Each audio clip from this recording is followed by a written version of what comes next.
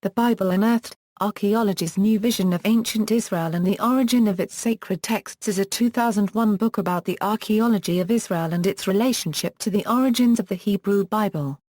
The authors are Israel Finkelstein, Professor of Archaeology at Tel Aviv University, and Neil Asher Silberman, a contributing editor to Archaeology Magazine. Methodology: the methodology applied by the authors is historical criticism with an emphasis on archaeology. Writing in the website of the Bible and Interpretation, the authors described their approach as one in which the Bible is one of the most important artifacts and cultural achievements, but not the unquestioned narrative framework into which every archaeological find must be fit. Their main contention is that, on the basis of this evidence they propose, as noted by a reviewer on Salon.com, the approach and conclusions of the Bible Unearthed are not particularly new. Zev Herzog, Professor of Archaeology at Tel Aviv University, wrote a cover story for Haaretz in 1999 in which he reached similar conclusions following the same methodology. Herzog noted also that some of these findings have been accepted by the majority of biblical scholars and archaeologists for years and even decades, even though they have only recently begun to make a dent in the awareness of the general public. Content: early biblical archaeology was conducted with the presumption that the Bible must be true, finds only being considered as illustrations for the biblical narrative, and interpreting evidence to fit the Bible. Some archaeologists such as Eilat Mazar continue to take this Bible and Spade approach, or, like the journal Bible and Spade, attempt to treat archaeology as a tool for proving the Bible's accuracy, but since the 1970s most archaeologists, such as prominent Egyptologist Kenneth Kitchen, have begun instead to interpret the evidence only in the light of other archaeology, treating the Bible as an artifact to be examined, rather than as an unquestioned truth. This approach has led to results both in favor and against the historicity of the Old Testament. Ancestors and anachronisms. The Bible Unearthed begins by considering what it terms the preamble of the Bible, the Book of Genesis, and its relationship to archaeological evidence for the context in which its narratives are set.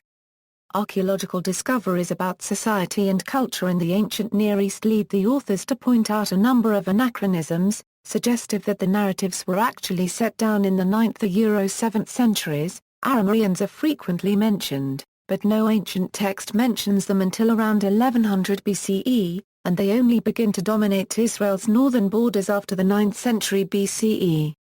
The text describes the early origin of the neighboring kingdom of Edom, but Assyrian records show that Edom only came into existence after the conquest of the region by Assyria.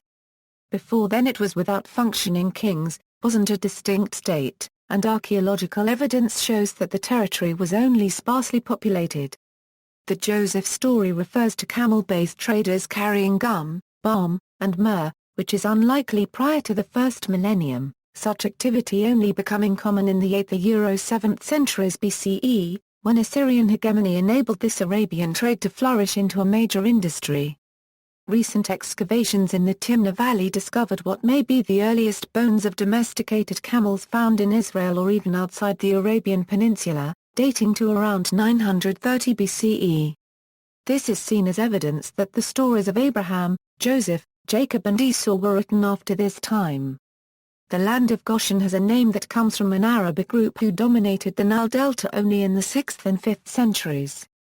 The Egyptian pharaoh is portrayed as fearing invasion from the east, even though Egypt's territory stretched to the northern parts of Canaan, with its main threat consequently being from the north. Until the 7th century, the book comments that this corresponds with the documentary hypothesis, in which textual scholarship argues for the majority of the first 5 biblical books being written between the 8th and 6th centuries.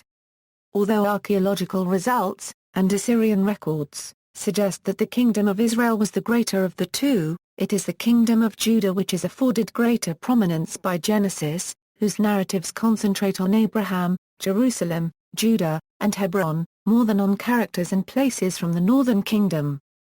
The Bible Unearthed explains this preeminence of Yahweh's text as an attempt to seize the opportunity, afforded by the destruction of Israel in 720 BCE, to portray the Israelites as a single people, with Judah having had primacy. Origin of the Israelites. The book remarks that, Despite modern archaeological investigations and the meticulous ancient Egyptian records from the period of Ramesses II, there is an obvious lack of any archaeological evidence for the migration of a band of Semitic people across the Sinai Peninsula, except for the Hyksos. Although the Hyksos are in some ways a good match, their main center being at Avaris, in the heart of the region corresponding to the land of Goshen, and Manetho later writing that the Hyksos eventually founded the temple in Jerusalem, it throws up other problems, as the Hyksos became not slaves but rulers, and they were chased away rather than chased to bring them back. Nevertheless, the book posits that the Exodus narrative perhaps evolved from vague memories of the Hyksos' expulsion, spun to encourage resistance to the 7th century domination of Judah by Egypt. Finkelstein and Silberman argue that instead of the Israelites conquering Canaan after the Exodus, most of them had in fact always been there. The Israelites were simply Canaanites who developed into a distinct culture. Recent surveys of long-term settlement patterns in the Israelite heartlands show no sign of violent invasion or even peaceful infiltration, but rather a sudden demographic transformation about 1200 BCE in which villages appear in the previously unpopulated highlands. These settlements have a similar appearance to modern Bedouin camps, suggesting that the inhabitants were once pastoral nomads, driven to take up farming by the late Bronze Age collapse of the Canaanite city culture. The authors take issue with the Book of Joshua's depiction of the Israelites conquering Canaan in only a few years, far less than the lifetime of one individual, in which cities such as Hazor, Ai, and Jericho are destroyed. Finkelstein and Silberman view this account as the result of the telescoping effect of the vagaries of folk memory about destruction caused by other events. Modern archaeological examination of these cities showed that their destruction spanned a period of many centuries, with Hazor being destroyed 100 to 300 years after Jericho, while Ai was completely abandoned for roughly a millennium before the collapse of late Bronze Canaan. Like Jericho, there was no settlement at the time of its supposed conquest by the children of Israel. David and Solomon or the Amorites.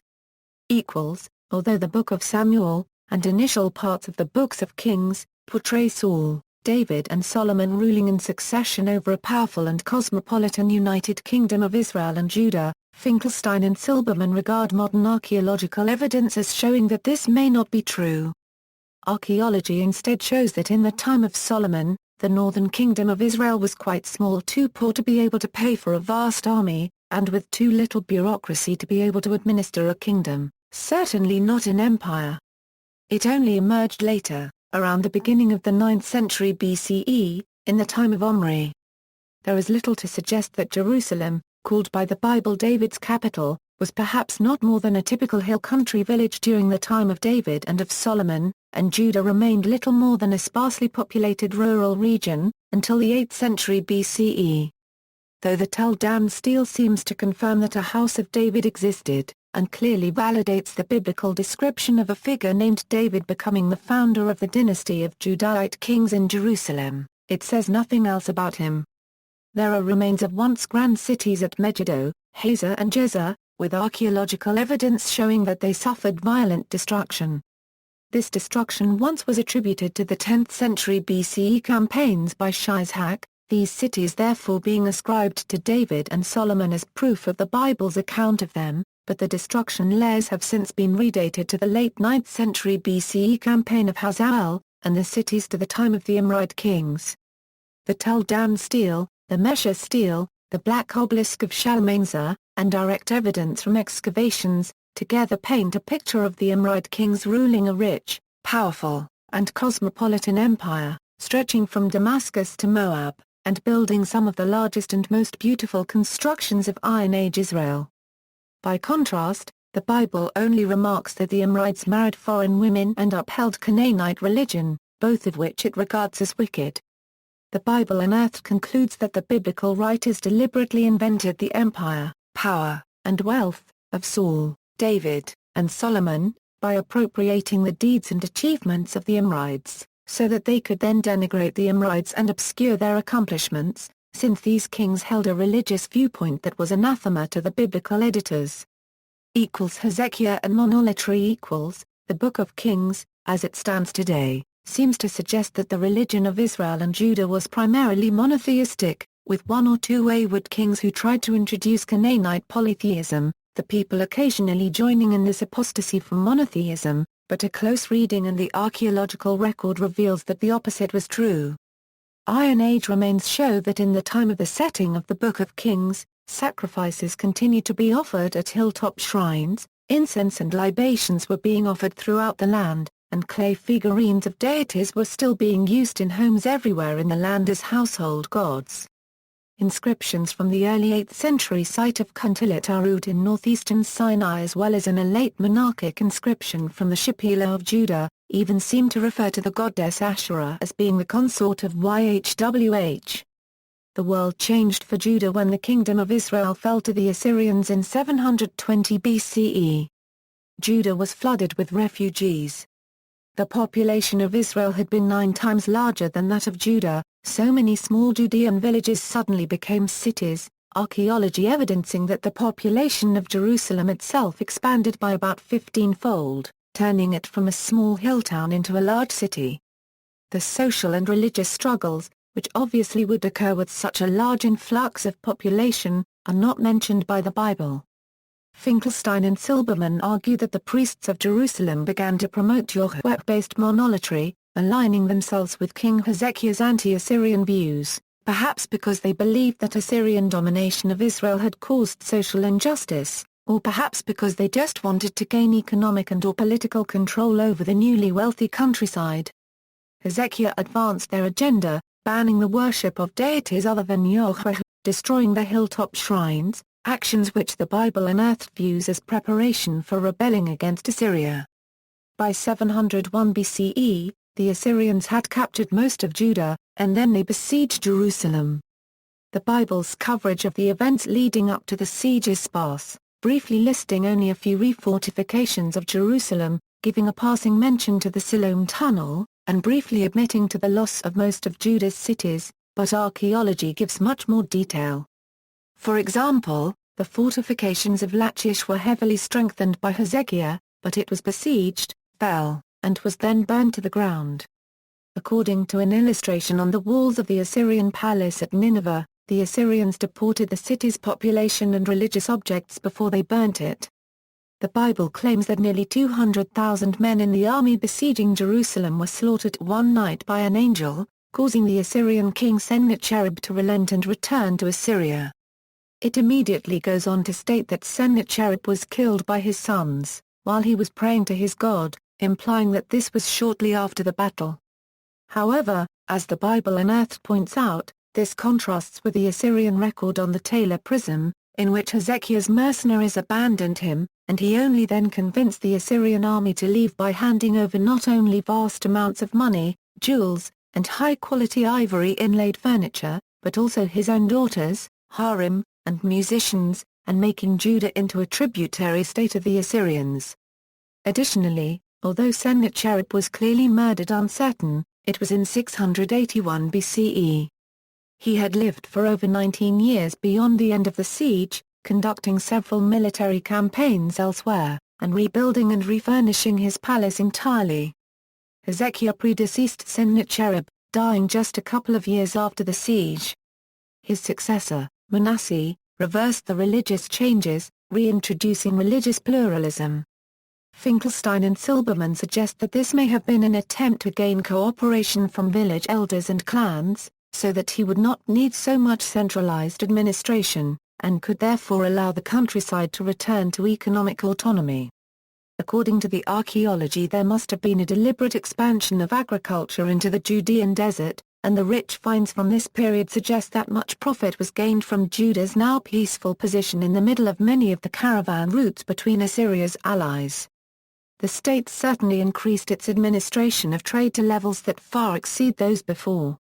Hezekiah's actions had given away the gold and silver from the Jerusalem temple, impoverished his state, lost him his own daughters and concubines, and reduced his territory to a small region around Jerusalem, most of the people elsewhere in Judah being deported.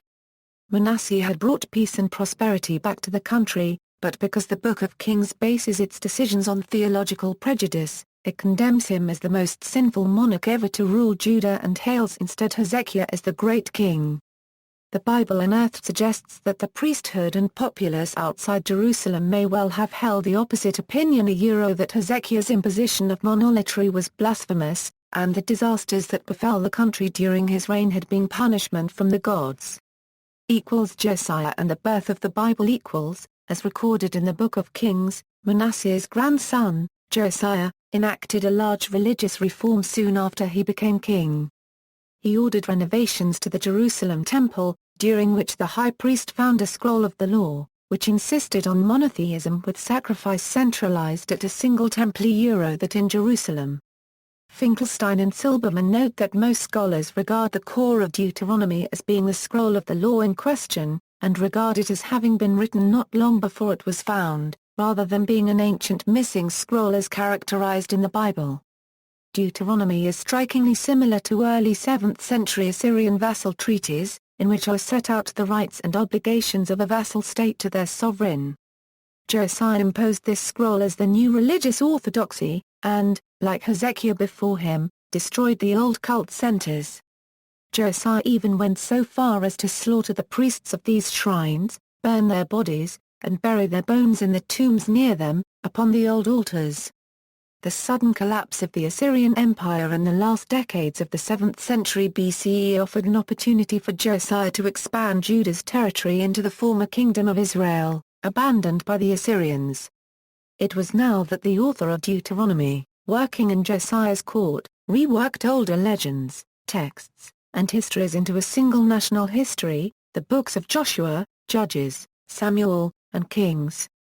With the message that it had been the non-Deuteronomic practices of the Israelites that had led to their downfalls, and implied that Joshua, as well as David in some respects, was a foreshadowing of what Josiah could achieve.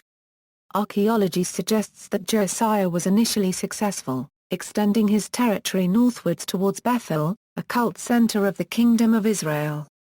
However, he then rode out to meet the Egyptian pharaoh Necho at Megiddo.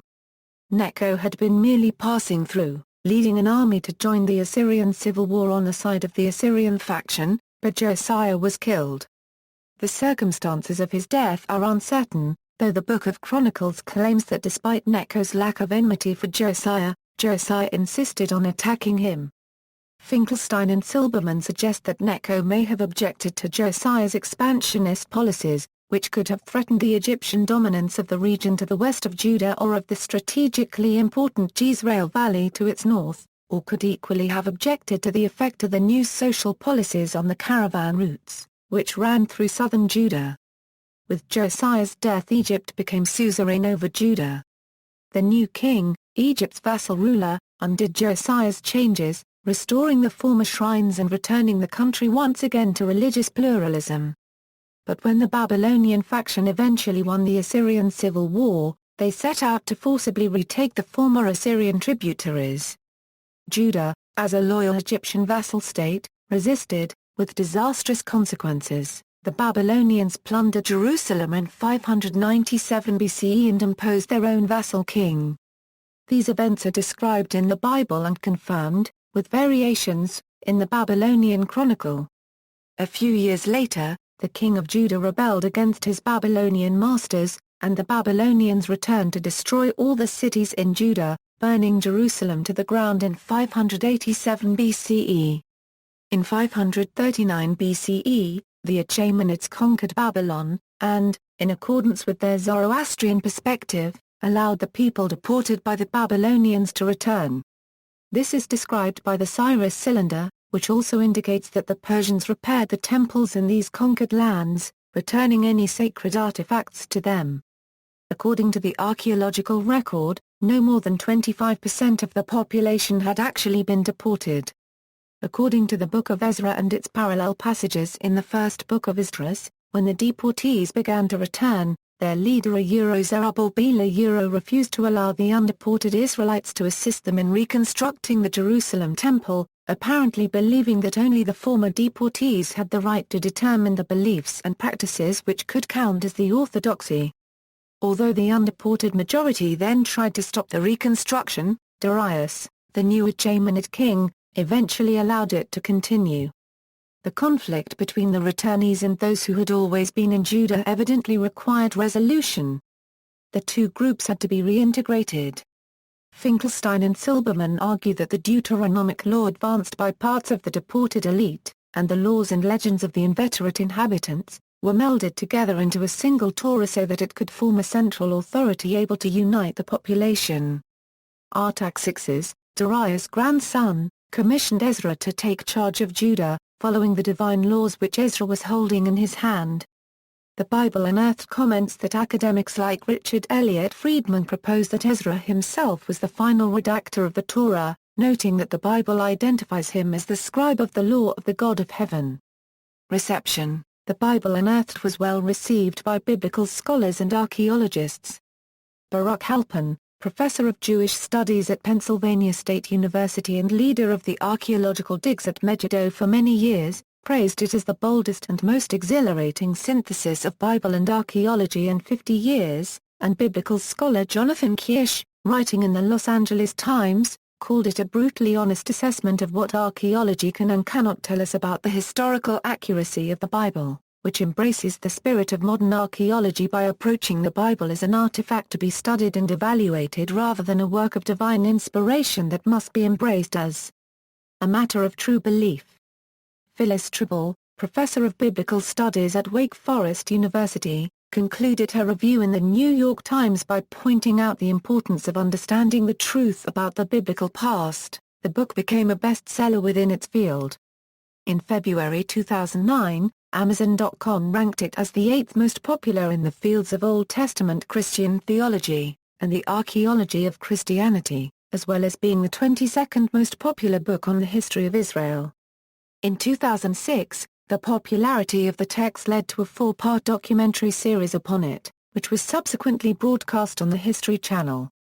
A review of the book by fellow archaeologist William G. Davis published in the Biblical Archaeology Review and subsequently in the Bulletin of the American Schools of Oriental Research, resulted in heated exchanges between Davis and Finkelstein. Davis' review noted that the book had many strengths, notably archaeology's potential for rewriting the history of ancient Israel, but complained that it misrepresented his own views and concluded by characterizing Finkelstein as idiosyncratic and doctrinaire. Finkelstein's reaction was to call Davis a jealous academic parasite, and the debate quickly degenerated from that point. See also, Dating the Bible Torah, Biblical Archaeology. Notes. Bibliography, Finkelstein, Israel, and Silberman, Neil Asher, The Bible Unearthed, Archaeology's New Vision of Ancient Israel and the Origin of its Sacred Texts, Simon & Schuster, 2002. ISBN 0-684-86912-8. External links, Review, Denver Seminary, Review, Institute for Biblical and Scientific Studies, Review, Journal of Religion and Society, Creighton University, Review, Salon.com.